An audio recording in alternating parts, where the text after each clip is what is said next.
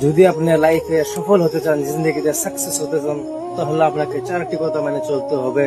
সর্বপ্রথম আপনাকে আল্লাহ তাআলার উপর ভরসা রাখতে হবে, আর আপনাকে কনফিডেন্স রাখতে হবে যে আমি এই কাজটা করে দেখাতে পারবো। কারণ আপনি যদি আল্লাহর উপরে ভরসা রাখেন আর আপনার যদি কনফিডেন্স থাকেন, তাহলে আপনি সফল হবেন।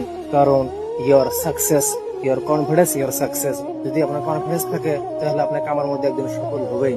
আর দ্বিতীয়ত হলো, আপনাকে কোশিশ করতে হবে, কামার মধ্যে চেষ্টা থাকতে হবে, মেহনত থাকতে হবে। যদি আপনি কোশিশ করেন, কারণ আল্লাহ রাব্বুল আলামিন কোরআনে কারিমে বলেছেন, মান জাদ্দা ওয়া জাদা, যদি কোনো ব্যক্তি কোশিশ করে, তাহলে আল্লাহ রাব্বুল আলামিন তার মেহনতটাকে জায়া করে না।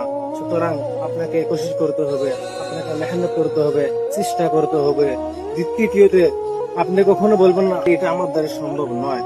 কারণ ভাই, এই দুনিয়াতে সবাই মায়ের পেট থেকে কিছু শিখে আসে না, সবাই খালি আসে। এখানে আসি দুনিয়াতে কিছু শিখে।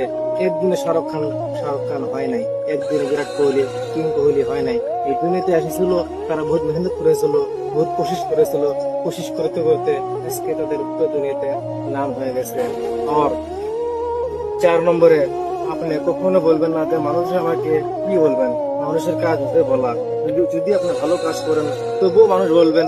যদি আপনি খারাপ কাজ করেন, তবুও মানুষ বলবেন। যদি আপনি কম খান, তবুও বলবেন যে খেতেই পারেন না। যদি আপনি বেশি খান, তবুও আপনাকে পেটকেও বলবেন, আপনাকে বলে এত খান। যদি আপনি যে কোনো কাজে করবেন, মানুষ কিছু না কিছু বলবে। কারণ মানুষের কাজই হলো বলা। সেই জন্য ভাই, আপনি কোশিশ করতে যান। আপনার কামার মধ্যে আপনি একটা ড্রিম রাখেন যে আমি এই স্বপ্নটা পুরো করবো। মানুষ কি বলে সেটা দেখার দরকার নাই। আপনাকে লাইফ বানাতে হবে, কারণ আপনাকে সাকসেস হতে হবে। সেই জন্য মেরে দোস্ত, মানুষের কথা কখনো শোনা যাবে না। মানুষ কি বলবে বলুক, মানুষের কথা ধরলে আপনি কিছুই করতে পারবেন না।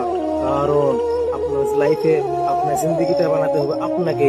এই দুনিয়াতে কেউ কাউকে জায়গা দেয় না, এই দুনিয়াতে কেউ আগে যেতে যায় না। কারণ সবাই চায় যে আমার নিচেই থাক, আমার চাই যেন সে আগে যাইতে পারে না। সেই জন্য মানুষের রাস্তার মধ্যে রুকাওয়াট।